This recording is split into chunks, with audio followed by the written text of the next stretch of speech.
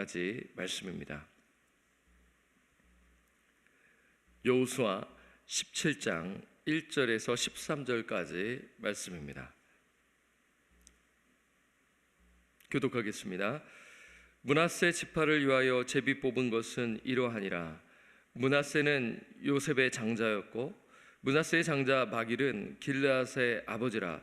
그는 용사였기 때문에 길르앗과 바산을 받았으므로 므낫세의 남은 자손을 위하여 그들의 가족대로 제비를 뽑았는데 그들은 곧 아비에셀의 자손과 헬렉의 자손과 이스라엘 자손과 세겜의 자손과 헤벨의 자손과 스미다의 자손이니 그들의 가족대로 요셉의 아들 므낫세의 남자 자손들이며 헤벨의 아들 길르앗의 손자 마길의 증손 므낫세의 현손 슬로보앗은 아들이 없고 딸뿐이요 그 딸들의 이름은 말라와 노아와 호글라와 밀가와 디르사라.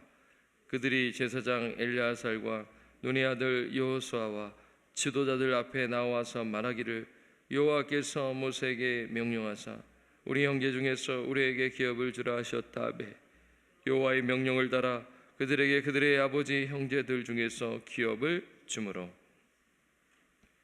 요단 동쪽 길앗과 바산 외에 므낫세에게 10분깃이 돌아갔으니 므낫세의 여자 자손들이 그의 남자 자손들 중에서 기업을 받은 까닭이었으며 길르앗 땅은 므낫세의 남은 자손들에게 속하였더라.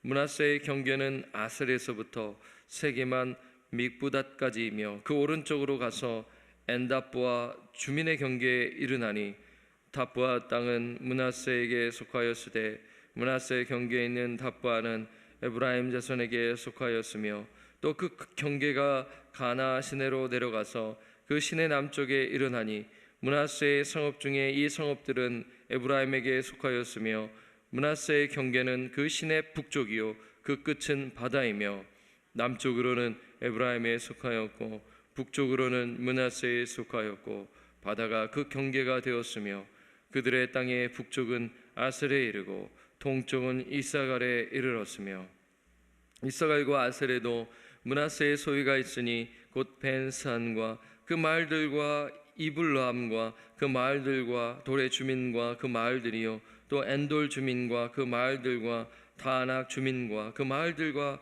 무기토 주민과 그 마을들 새 언덕 지역이라. 그러나 므낫세 자손이 그 성읍들의 주민을 쫓아내지 못하며 가나안 족속에 결심하고 그 땅에 거주하였더니 함께 읽겠습니다.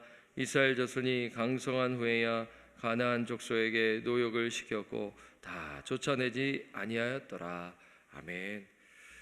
계속해서 우리는 여호수아가 12지파에게 기업을 분배하는 말씀을 봅니다. 오늘 본문은 므낫세 지파이죠. 이 므낫세 지파의 기업은 이미 요단 동쪽에 분배가 되었어요. 그 내용을 우리가 이미 살펴보았고, 그리고 또 이 므낫세 지파는 또 우리가 이제 므낫세 반지파 이렇게 이야기하잖아요.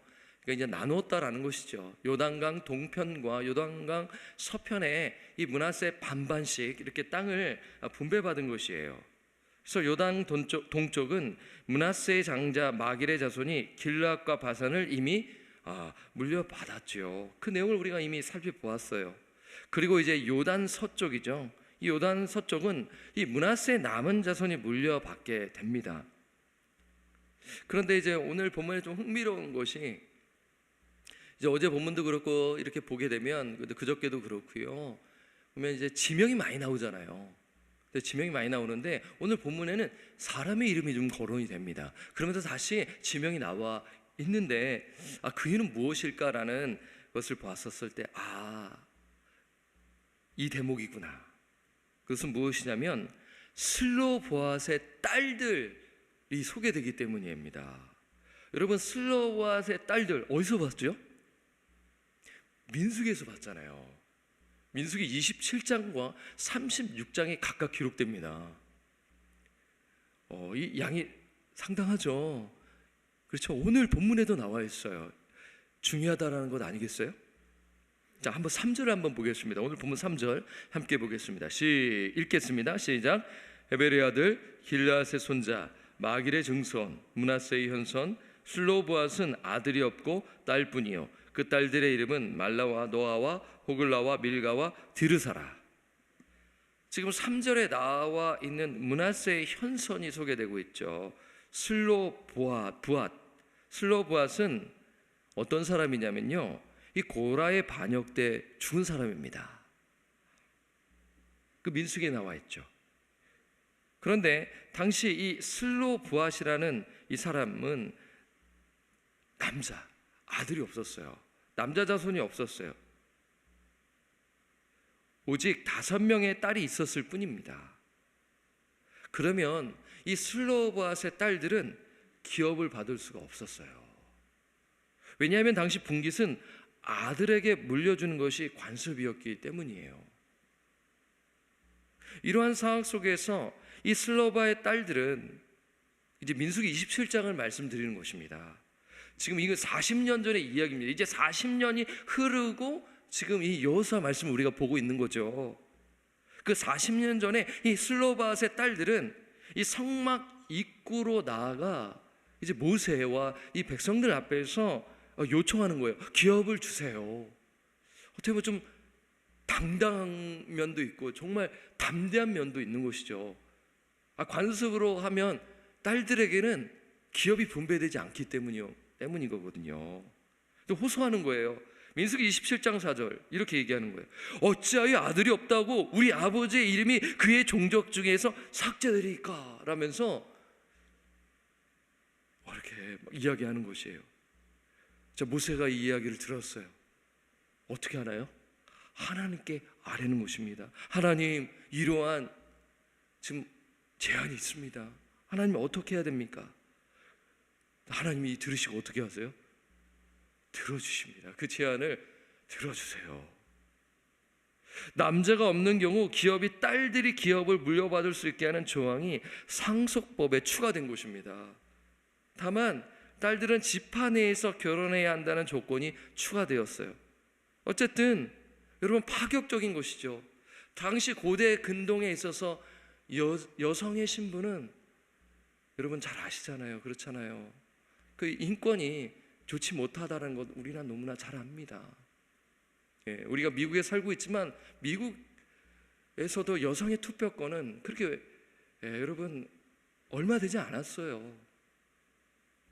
그런데 더 오래전에 그때 당시에 여성의 인권과 그러한 그 신분은 참 어려웠습니다. 과부들은 더 어려웠죠. 가난했고요. 그래서 하나님께서는 이 고아와 과부를 위해 정의와 공의를 행할 것을 말씀하셨잖아요. 하나님은 정의의 하나님이십니다. 약자를 돌보시는 하나님이시죠. 자, 슬로보앗의 딸들의 내용이 방금 아까 말씀드렸죠. 이 내용, 제가 방금 말씀드린 것이 민수기 27장과 36장에 소개되고 있어요. 혹시 궁금하시면 다시 한번 그 부분을 읽어보시면 됩니다. 자, 그리고 사건이 40년이 흐르게 되고 슬로보앗의 이제 딸들의 그 요청한 그 약속의 땅이 이제 분배되니까 요구하고 분배를 받게 되는 것이죠. 자, 본문 말씀 4절을 제가 읽겠습니다. 그들이 제사장 엘르아살과 눈의 아들 여호수아와 지도자들 앞에 나와서 말하기를 여호와께서 모세에게 명령하사 우리 형제 중에서 우리에게 기업을 주라 하셨다 하매 여호와의 명령을 따라 그들에게 그들의 아버지 형제들 중에서 기업을 주므로. 그렇죠? 지금 이것을 통해 우리가 생각할 수 있는 것들이 있어요. 3가지로 제가 한번 정리해 보았습니다. 첫째는 뭐냐면요, 신실하신 하나님은 약속의 말씀을 반드시 성취하신다입니다. 이게 여호수아에서 말씀에서 흐르고 있는 큰 물줄기예요. 하나님께서 이 약속의 땅을 너에게 주노라 라고 이미 말씀해 주셨어요. 그렇죠? 그래서 하나님께서는 40년 전에 이 슬로바스의 딸들에게 내가 주겠다라고 말씀해 주셨는데, 이제 가나안 땅에 들어가서 그때가 차 이 슬로바스의 딸들이 요구하자 하나님께서 어떻게 하셨어요? 그 말씀을 이루신 것이죠. 둘째, 약속의 말씀을 붙잡아야 한다라는 것입니다. 슬로바앗의 딸들은 약속의 말씀에 대한 믿음을 갖고 담대하게 요청했어요. 마치 이 모습은 갈렙과 같습니다. 여러분, 우리가 앞에서 보게 되면 뒤에도 말씀드리겠지만 대조되는 것이죠. 이 약속의 말씀을 붙잡고 나아가는 사람과 이 약속의 말씀을 붙잡고 나아가지 못하는 사람들이 대조되고 있는 것인데, 이 약속의 말씀을 붙들고 나아가는 대표적 인물이 여호수아, 갈렙인 것이에요. 갈렙이 이 약속의 말씀을 붙들고 이제 그 헤브론 땅을 차지하지 않겠습니까? 그렇죠? 그 역시도 그 40년 전에 그렇게 하나님의 약속의 말씀을 듣고 이 말씀을 붙들며 그 땅을 차지한 것이 이미 우리가 묵상했습니다. 우리도 그렇습니다. 우리도 그렇습니다. 하늘에 계신 아버지께 약속의 말씀을 토대로 담대하게 기도해야 하는 것이죠. 그리고 우리는 하나님의 그 약속의 말씀을 또 순종하며 나아가야 하는 것입니다. 그렇게 할 때 하나님의 역사를 체험하게 되는 것입니다. 지금 슬로바앗의 딸들이 약속의 말씀을 붙들고 나아가는 것을 보여주고 있어요. 자, 셋째 무엇이냐면 하나님의 말씀을 한치도 어김없이 순종해야 한다라는 것입니다. 4절 말씀을 보면 여호수아는 하나님의 말씀에 순종했죠. 이게 중요하죠. 그렇잖아요. 그는 진리의 말씀을 기준으로 백성들을 섬겼고 리더십을 발휘했습니다. 우리도 마찬가지입니다.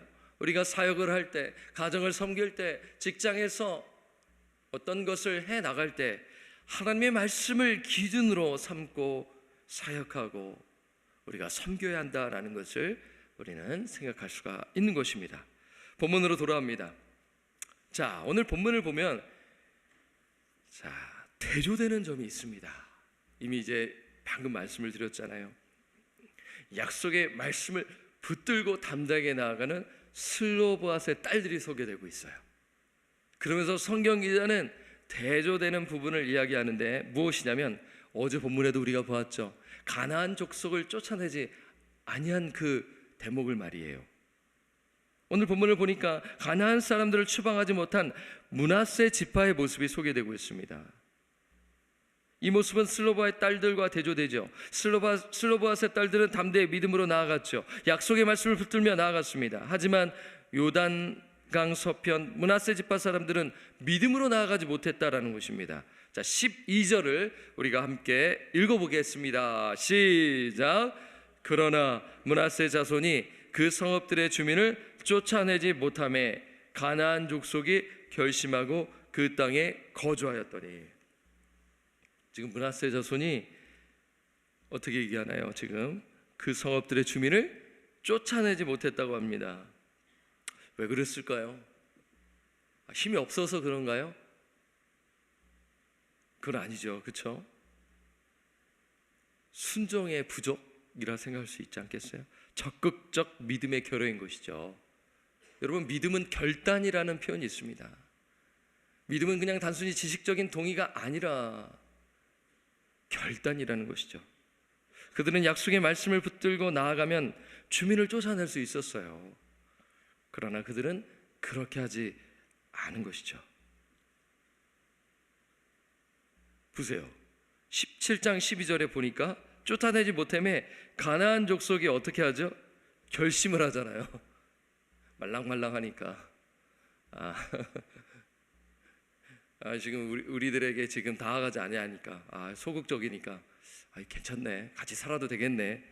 그러니까 가나안 족속이 결심하는 거죠.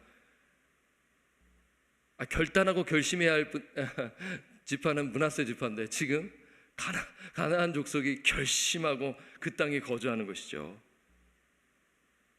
더 나아가 이 므낫세 자손은 타협했습니다.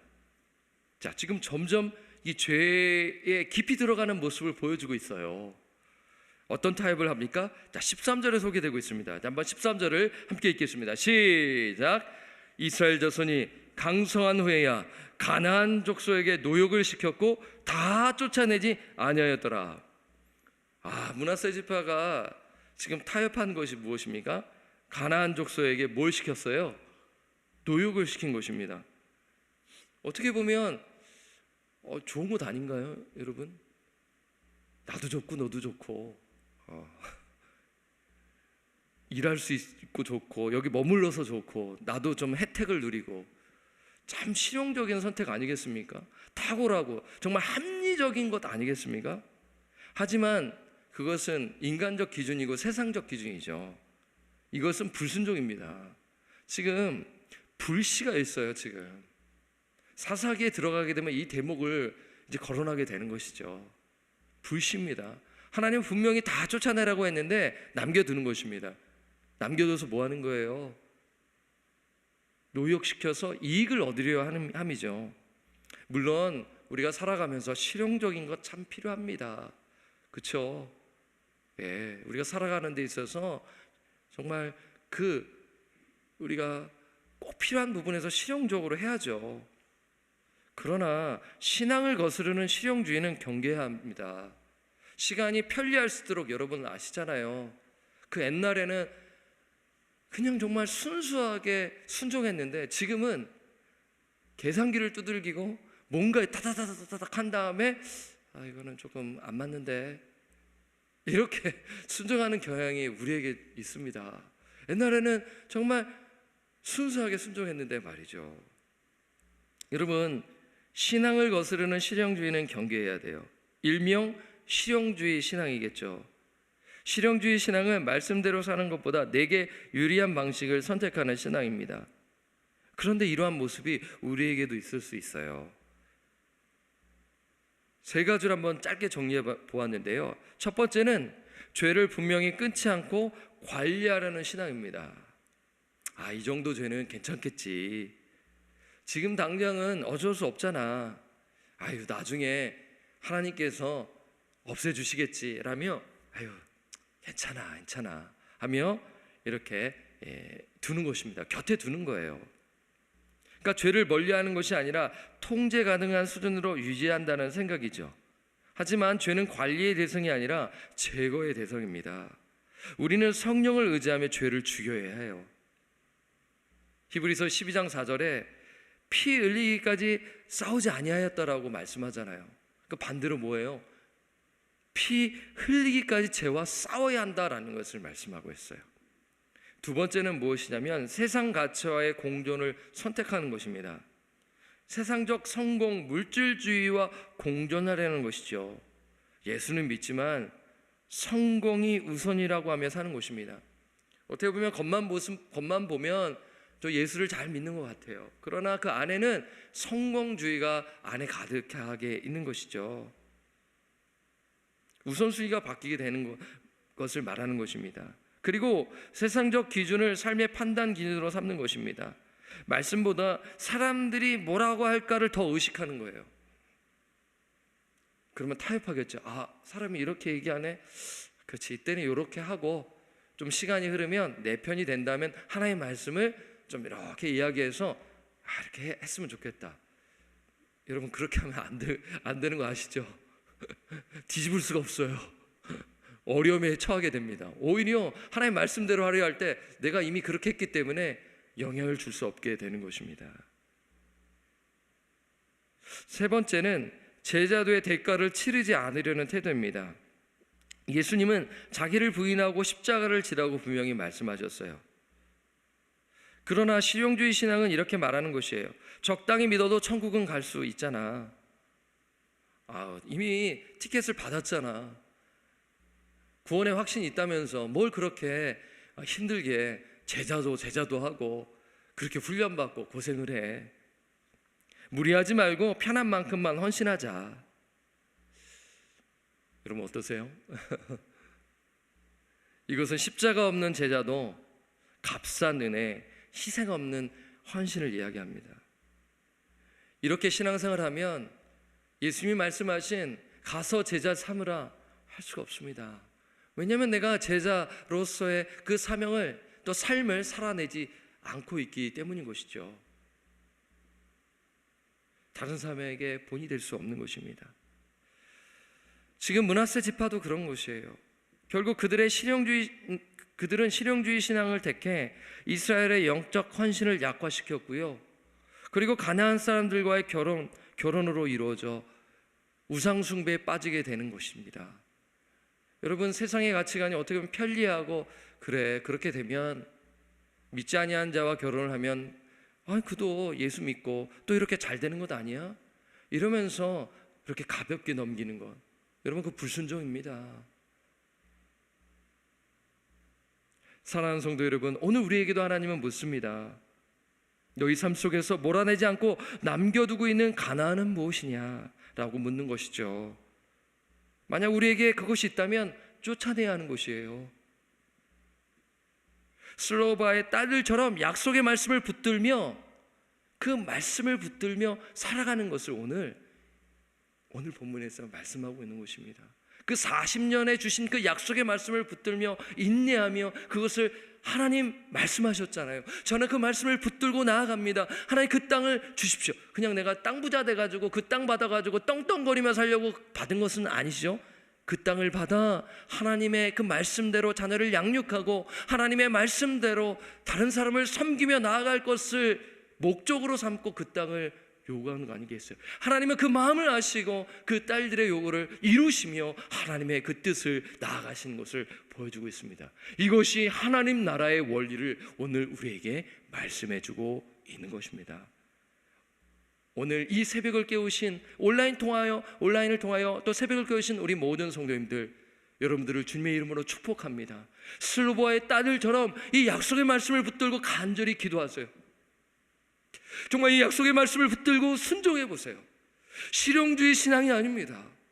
실용주의 신앙은 아닙니다. 정말 순수하게 믿음으로 한번 순종해 보시기를 바랍니다. 그렇게 할 때 우리 공동체는 정말 훈훈하게 따뜻하게 하나님의 나라가 확장되어지며 하나님의 영광을 돌리는 귀한 하나님의 교회로서 자라나게 될 것입니다. 슬로바의 딸들처럼 약속의 말씀을 붙들며 사시는 저와 우리 모든 권속들 되시기를 우리 구주 예수 그리스도의 이름으로 간절히 축복하며 간절히 축원드립니다. 아멘. 기도하겠습니다. 하나님 아버지, 이 시간 여호수아 17장 말씀을 나누었습니다. 이 말씀 속에는 두 가지의 모습이 대조되고 있죠. 슬로바의 딸들의 그 약속의 말씀을 붙들며 나아가는 모습과, 그리고 그 약속의 말씀을 신뢰하지 아니하고 실용주의 신앙을 택한 그러한 므낫세 일부 자손들의 모습을 보여주고 있습니다. 이 말씀은 오늘 우리에게 해당되는 것이죠. 우리는 정말 슬로바의 딸들처럼 순수하게 약속의 말씀을 붙들고 기도하며 순종하는 자입니까? 아니면 실용주의, 편리함, 그냥 내가 이때 저때 이러면서 나아가는 자들입니까? 주님은 정말 순수하게 이 약속의 말씀을 붙들며 순종하며 나아가는 자를 찾고 계십니다. 우리가 그러한 자들이 되기를 소원하는 마음으로 이 말씀을 선포하였습니다. 저와 오늘 이 말씀을 듣는, 그리고 큐티를 통하여 말씀을 묵상하는 이 모든 성도들, 성령께서 조명하여 주셔서 실용주의 신앙이 아니라 정말 약속의 말씀을 붙들고 뚜벅뚜벅 믿음의 여정을 걸어가는, 죄와 타협하지 말고 죄를 물리치며 거룩한 백성으로서의 정체성을 지키며 나아가는 하나님 나라의 백성으로 살아가는 우리 모든 성도들 되도록 은혜 베풀어 주옵소서. 감사와 찬양을 하나님 아버지께 드리었고, 우리를 죄와 사망의 권세로부터 구원하여 주신 우리 구주 예수 그리스도의 이름으로 축복하며 간절히 기도드립니다. 아멘. 하늘에 계신 우리 아버지여, 이름이 거룩히 여김을 받으시오며 나라가 임하시오며 뜻이 하늘에서 이루어진 것 같이 땅에서도 이루어지이다. 오늘 우리에게 일용할 양식을 주시었고, 우리가 우리에게 죄 지은 자를 사하여 준 것 같이 우리 죄를 사하여 주시었고, 우리를 시험에 들게 하지 마시었고, 다만 악에서 구하시옵소서. 나라와 권세와 영광이 아버지께 영원히 있사옵나이다. 아멘. 여러분의 기도의 자리로 나아가시도록 하겠습니다.